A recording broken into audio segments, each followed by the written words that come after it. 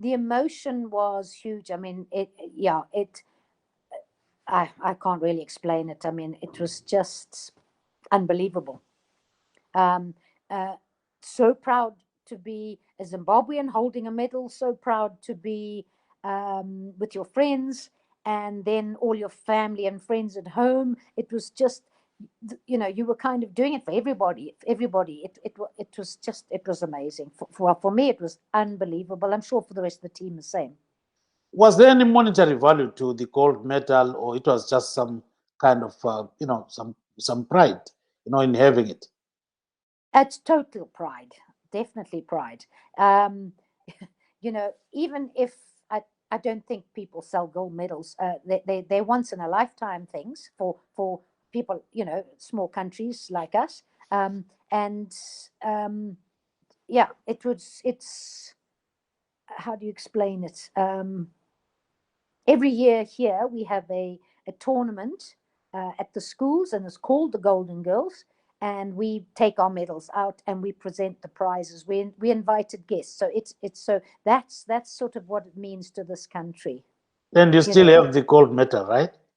I still have the gold medal, and I still coach hockey. Um, and I coach the side that's playing in these tournaments. So it's like giving back to the sport. Right. So after winning the gold medal and you returned to Zimbabwe, what happened at the airport? How many people came to, welcome you, and how was the feeling? You know. Um, the airport was full. We had a red carpet. It was very special. There were all our friends and family, obviously greeted by the Ministry of Sport, and a lot of other people. I mean, I can't remember 40 years ago, to be honest. And but stepping off that plane and to meet all your people at home, you're just so proud. You're proud that you got the medal. You're proud that you're going to share it with your country.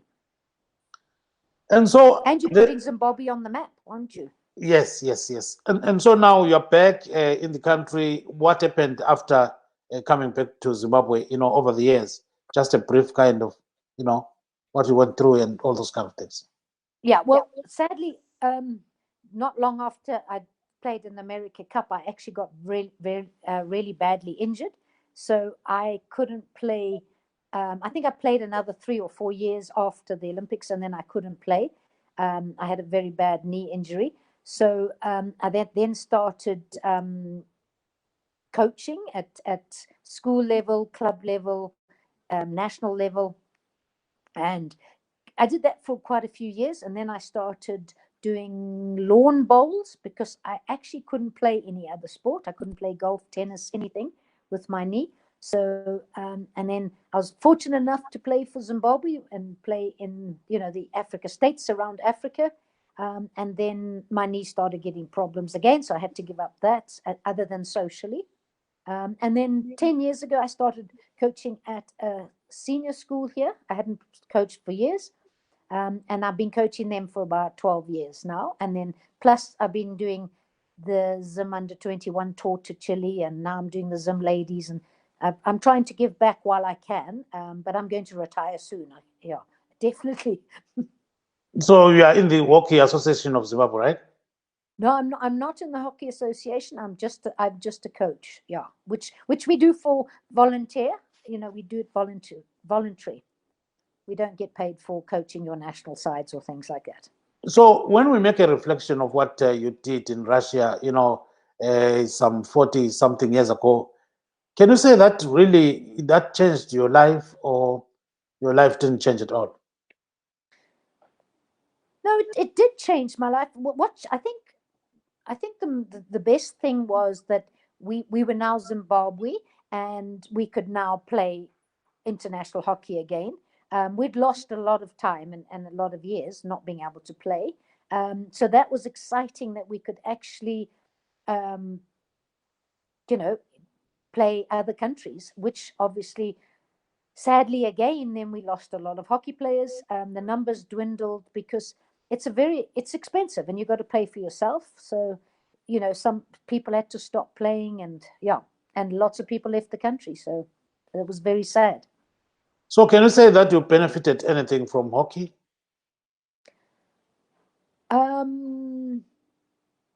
Yes, meeting wonderful people, lots of friends, lots of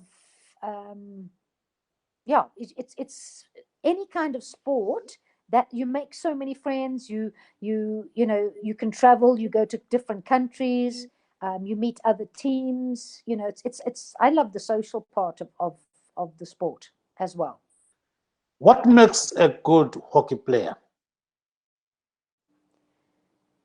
Dedication, hard work, commitment, not being selfish, and yeah, these days it's, I mean, it's very different these days to what when we played.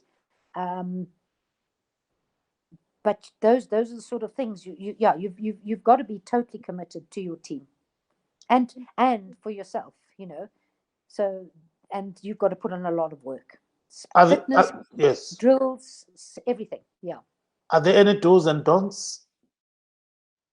Well, for me, I'm a bit old school. I don't. There's a few don'ts, and that is one of them is appealing all the time because you know when we played, if you only had 11 hockey players. You weren't you and you had two reserves, so you didn't have people to take your place all the time. You had to play the whole game, and you didn't get drink breaks. You had your half time, and if you were misbehaving, like, you know, things have changed. Okay, I'm not saying it's misbehaving. I'm just saying it's different.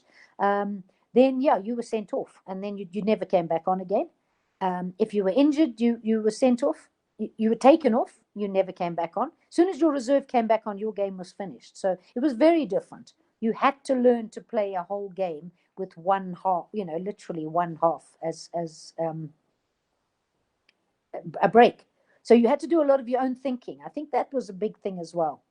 You didn't, I think sometimes, especially at maybe school level, you rely a lot on your coaches instead of making your own decisions. And, you know, I think especially in sort of in this part of the world.